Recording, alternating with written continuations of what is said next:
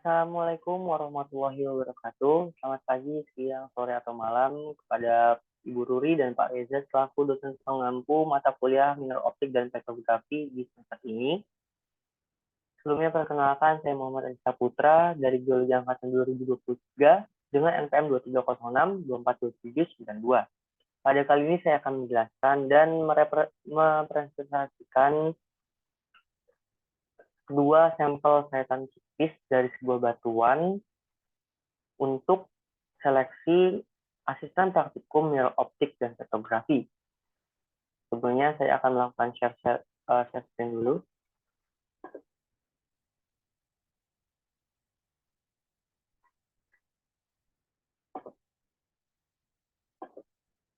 Nah, sebelum kita memasuki lebih dalam atau mendetailkan mengenai sayatan tipis ini, kita harus terlebih dahulu mengetahui sayatan tipis ini termasuk ke dalam kategori batuan bekukah, sedimenkah, atau metamorf.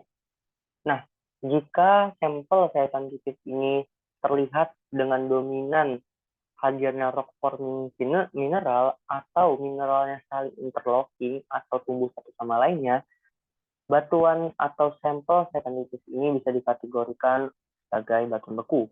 Namun, jika sampel sayatan tipis ini memiliki mineral tersebar dan juga pada mode PPL-nya hadir porositas dengan warna biru di sini atau itu sebagai penanda blue dye, maka sampel sayatan tipis tersebut bisa dikategorikan batuan sedimen. Nah, pada sampel sayatan tipis yang pertama ini, kita bisa mengkategorikan dan menyimpulkan secara langsung bahwa sampel sayatan tipis ini merupakan batuan sedimen. Nah, jika kita lebih dalamkan lagi dan lebih detailkan lagi, sampel sayatan tipis ini secara dominan memiliki pada mode PPL-nya memiliki warna transparan atau putih dan warna kecoklatan dan sedikit ada warna hitam. Dan pada mode XPL-nya kita bisa melihat warna abu-abu muda hingga abu-abu terang dan terdapat putih hingga hitam menjadi warna yang ada di sayatan sampel ini. Mungkin kita bisa melihat ke salah satu lokasi untuk mengetahui mineral apa saja yang terdapat di sampel ini. Nah, jika kita lihat di bagian tengah ini, pada mode PPL-nya memiliki warna transparan dengan relief rendah dan tidak memiliki belahan dan tidak juga memiliki pecahan. Namun, jika kita beralih ke mode FPL dan kita putar secara perlahan, terdapat sudut pemadaman yang mana ini berubah menjadi warna terang ke gelap atau gelap ke terang lagi. Yang mana ini menjadi ciri khas dari mineral kuarsa. Dan ini bisa kita simpulkan juga, ini merupakan mineral kuarsa. Lalu, di sini juga kita lihat terdapat mineral warna coklat, kehitaman atau hitam. Yang mana jika kita putar di mode PPL ini masih tetap sama warnanya. Dan jika pada mode XPL ini berubah dari coklat kehitaman menjadi hitam. Yang mana ini bisa kita simpulkan bahwa mineral warna coklat ini atau fragmen ini merupakan litik fragmen. Mengapa demikian? Karena litik fragmen sendiri merupakan akumulasi dari beberapa fragmen mineral sehingga terbentuk menjadi satu seperti ini. Nah, selain itu, jika kita perhatikan dengan seksama lagi, kita mencari-cari mineral lagi, kita bisa menemukan mineral plagioclase dengan twin Carlsbad. Di sini. Nah, jika sudah kita menemukan beberapa mineral, maksudnya bukan beberapa saja, tapi kita sudah mengamati secara keseluruhan mineral tersebut ada apa saja, kita akan melakukan point counting. Yang mana point counting sendiri digunakan untuk mengetahui seberapa banyak mineral tersebut yang terdapat di dalam sayatan tipis tersebut, dan juga untuk membantu kita untuk menambahi batuan di sayatan tipis ini. Nah, adapun caranya sebagai berikut. Nah, kita akan buatkan grid seperti ini terlebih dahulu, lalu kita akan melakukan melakukan poin di setiap mineral yang kita temui. Nah, sebagai contoh, jika kita menemui kuarsa, kita akan menandai dari 1, 2, 3, 4, 5, dan seterusnya sampai semua mineral kuarsa tertandai di setiap grid ini. Lalu lanjut titik fragmen, kita tandai juga 1, 2, 3, 4, 5, dan seterusnya kita tandai secara keseluruhan setiap titik fragmen yang kita temukan di dalam grid ini. Nah, dan juga jika kita menemukan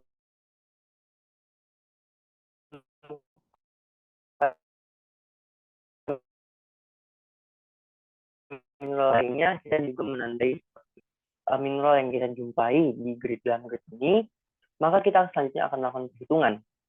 Nah, untuk menentukan perhitungan ini, kita berdasarkan tadi hasil point countingnya. Nah, untuk menamai sebuah batuan ini, kita akan menggunakan klasifikasi Petitjohn tahun 1975, yang mana ia mempertimbangkan bahwa pentingnya matriks ini dan juga ketiga fragmen, yaitu kuarsa, feldspar, dan tugalitik. Nah, jika hasil dari point counting yang saya lakukan tadi, yaitu matriks sebesar sebanyak 125 point counting dengan normalisasi 11,48%, lalu kuarsa yang paling banyak yaitu sebanyak 690 poin counting dengan normalisasinya 59,69%. Nah, maka karena kita akan menggunakan klasifikasi Petitjohn yang tahun 1975, maka kita akan melakukan normalisasi lebih lanjut, yaitu normalisasi fragmennya saja. Yang mana caranya jumlah mineral yang ingin kita ketahui dibagi dengan jumlah keseluruhan total fragmennya saja, berarti tanpa matriks. Yaitu jika kuarsa kita dapatkan 67,43%. Nah, pada kali ini kita menandai 67,43% di klasifikasi ini. Karena 100% berada di atas, maka 67% berada di sini. Oke, jika sudah menandai yang bagian kuarsa, karena litik di posisi kedua dengan persentase normalisasi fragmennya 26,76%, maka kita menandai juga litik fragmen di klasifikasi ini.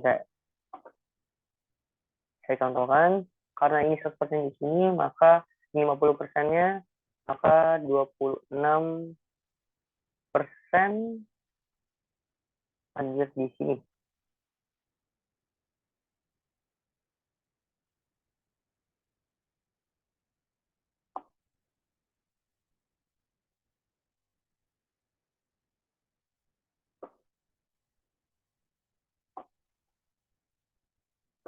Nah, kita mendapatkan bahwa nama batuan dari sampel sayatan tipis ini subarkos karena dengan dominansi dari mineral kuarsa dan juga terdapat titik fragmen yang dominan juga sehingga sampel sayatan tipis ini diberi nama subarkos.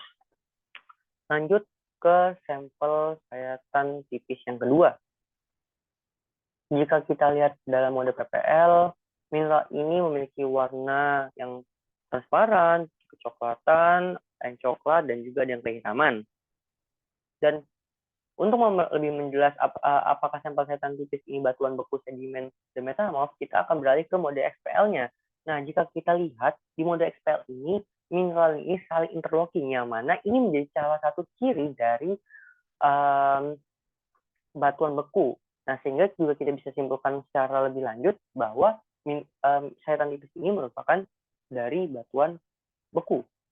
Nah, lebih lanjut, jika di mode XPL ini kita lihat tadi ini merupakan transparan di mode PPL-nya, dan di mode XPL menjadi putih, yang menjadi ciri-ciri dari kuarsa sendiri. Ada kemungkinannya, mungkin kita akan bisa ngecek lebih detail nanti di setiap lokasi. Lalu, di sini hadirnya plagioklas, karena di mode PPL-nya yaitu transparan, atau putih, atau kecoklatan. Di sini terdapat dengan jelas kembaran atau twinning feldspar yang menjadi ciri khas dari plagioklas sendiri. Lalu di sini juga kita lihat tadi di mode PPL-nya agak putih kecoklatan dengan kayak seperti tiger gitu. Lalu di mode XPL-nya berwarna abu kecoklatan yang bisa menjadi ciri khas atau dari salah satu contoh si mineral orthoklas. Mungkin kita bisa melakukan cek di lokasi ini. Nah, jika kita lihat di bagian tengah sini, ini menjadi ciri khas dari mineral kuarsa karena di sudut pemadamannya dia berubah dan juga warnanya di order 1 di mode XPL-nya. Lalu di mode PPL dia transparan dengan relief rendah juga dan tidak memiliki belahan. Lalu di sini kita melihat mineral hitam atau ini mineral opak. Yang mana mineral opak ini mungkin bisa garnet atau mungkin mineral logam lainnya. Lalu di sini kita juga bisa melihat terdapat orthoklas karena dia warnanya kuning kecoklatan, putih kecoklatan. Lalu jika kita putar di mode XPL-nya, dia berubah. Dan ini bisa menjadi juga ciri khas dari orthoklas sendiri. Lalu di lokasi lainnya kita cek di bagian tengah ini masih seperti sama tadi, yaitu kuarsa, lalu ini terdapat orthoklas juga. Lalu kita juga bisa melihat biotit di sini karena belahannya juga sangat jelas terlihat. Lalu warnanya juga warna order 2 hingga 3. Lalu di mode PPL-nya juga memiliki warna coklat kemudaan hingga coklat kehijauan. Coklat lebih ke cenderung mungkin coklat muda di sini. Lalu di mode XPL-nya coklat tetap yang menjadi ciri khas dari biotit sendiri. Nah, jika kita sudah mengetahui mineral apa saja yang terdapat di sampel sensitif ini, maka selanjutnya kita akan melakukan point counting.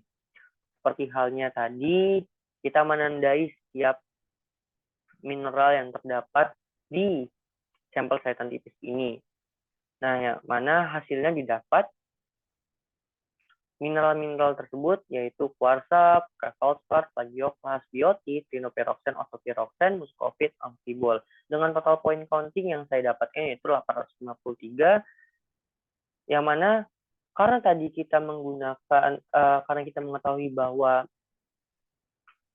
sampel sayatan tipis ini merupakan batuan beku, dan kita bisa mengasumsikan juga dan bisa menyimpulkan mungkin sampel sayatan tipis ini merupakan batuan beku kristalin.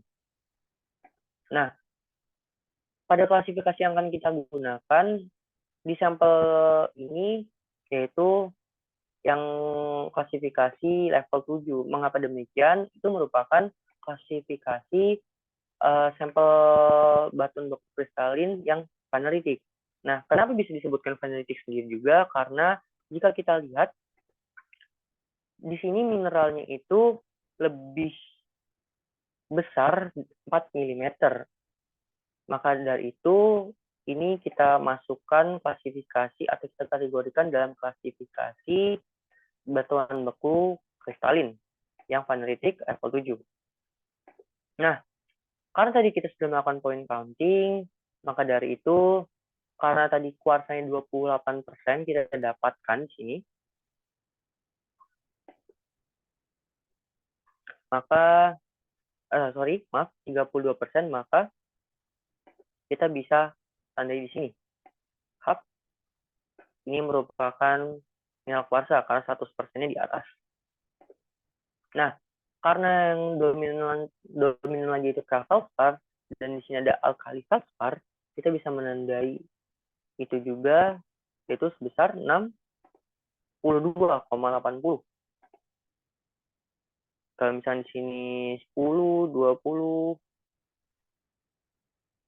nah kita bisa menandai di sini. Nah, kita bisa mendapatkan nama batuan dari sampel sayatan tipis ini yaitu granit, lebih tepatnya yaitu Monzo granit, yang mana itu merupakan granit sendiri merupakan batuan intrusif ya, dengan hadirnya tadi rock forming mineral seperti kuarsa, terus biotit, dan juga terdapat orthoklas dan plagioklas itu menjadi ciri khas dari batuan intrusif itu sendiri. Mungkin itu saja yang dapat saya sampaikan. Kurang lebihnya mohon maaf. Wassalamualaikum warahmatullahi wabarakatuh.